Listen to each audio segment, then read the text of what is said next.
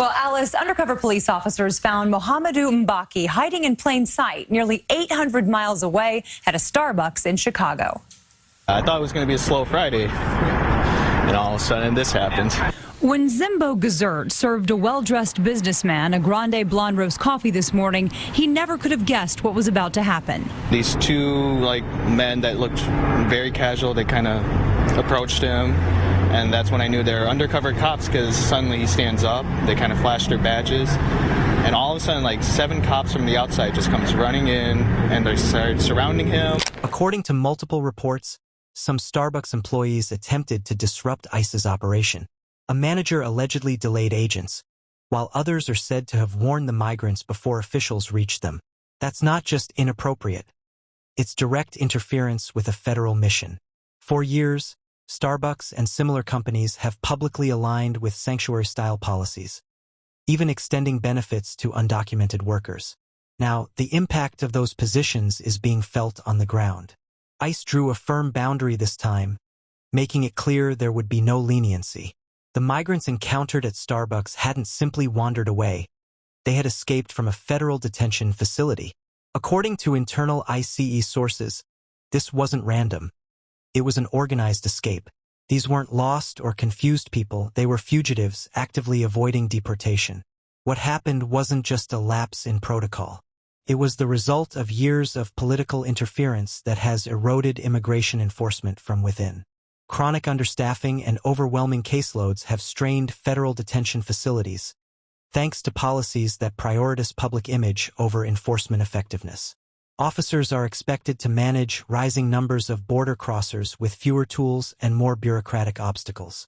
These weaknesses were exploited during the escape. ICE responded with urgency, launching a regional manhunt. It was treated with the seriousness it deserved. Internal alerts went out. Agents were redirected from other duties, and surveillance tools were activated to trace digital activity, travel routes, and potential safe havens.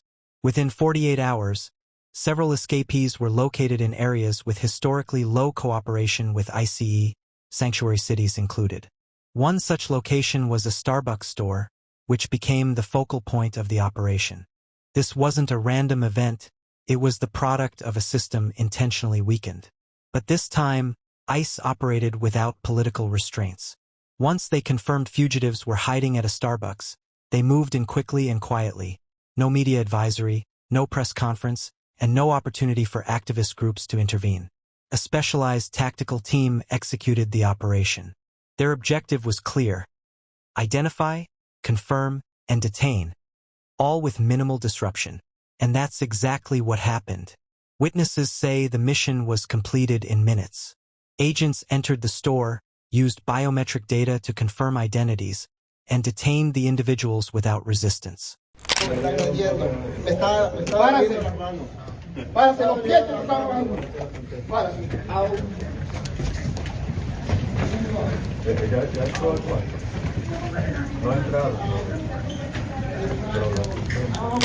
The migrants were dressed casually, blending in with customers, but ICE knew who they were targeting.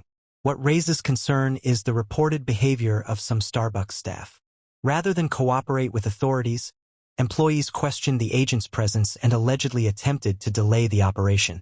One even tried to alert the fugitives before they were approached.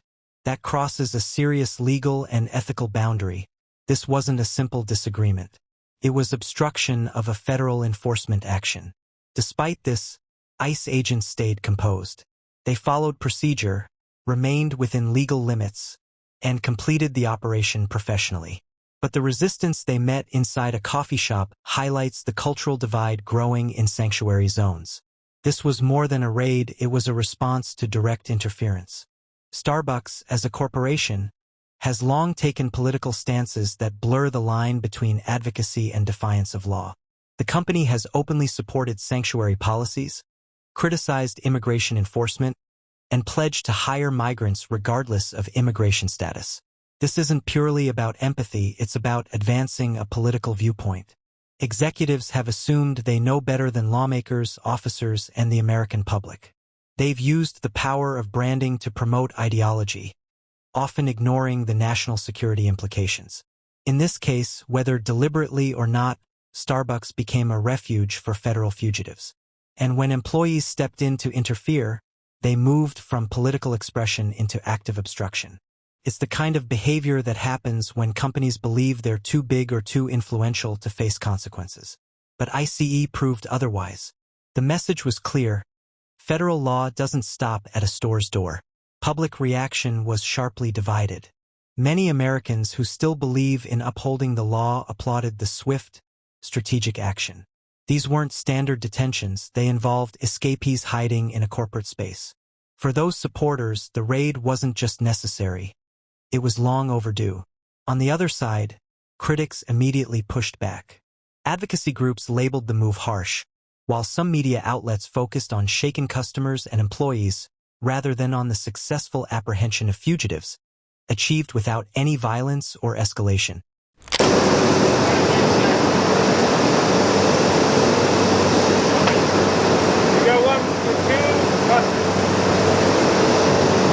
Another patient in this hole up here. He'll be on the line. Two more, but they're already in.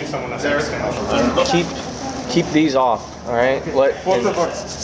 Starbucks leadership responded with a polished statement expressing concern for staff and reaffirming their inclusion values. But they stopped short of acknowledging the seriousness of what took place in their store. No επάλεγει. No εκούντεβιλετή. Just another round of corporate messaging. Inside ICE and in federal circles, however, this raid is being seen as a defining moment. It was one of the few times enforcement wasn't diluted for political reasons. Agents were empowered to carry out their responsibilities, even in a setting fraught with ideological sensitivity. And that's exactly what's needed. This operation showed what law enforcement can achieve when it's not restrained by optics or politics. ICE has often been vilified, restricted, and scrutinized by those far removed from the reality of enforcement.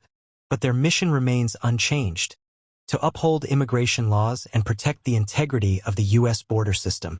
That's what they did.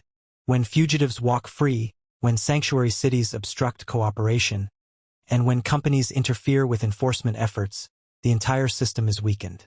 And it's not just enforcement agencies that suffer. It's communities. It creates the perception that laws are conditional, based on political preferences. This raid was a rebuttal to that belief, a clear signal that the law applies everywhere, even in a coffee shop. The Starbucks case is a powerful example of what happens when law enforcement stops holding back. No theatrics.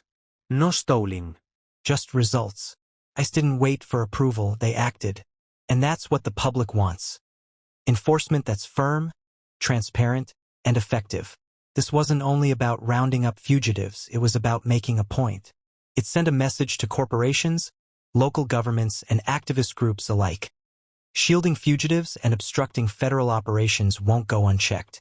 There are consequences. ICE has long been pressured to step back, soften its presence, and avoid controversy. But not this time. This time, they did their job without apology. And the result? Accountability restored. If major companies want to involve themselves in immigration issues, they must be ready to face the fallout. ICE won't stand by while fugitives are shielded behind logos and press releases. This wasn't about just one coffee shop. It was about restoring the rule of law across every level of society. No one is beyond its reach. And ICE just reminded everyone, one operation at a time. The Department of Homeland Security said it was the largest such operation in the state during the Trump presidency. Nebraska Congressman Don Bacon said 75 to 80 people were detained in the raid.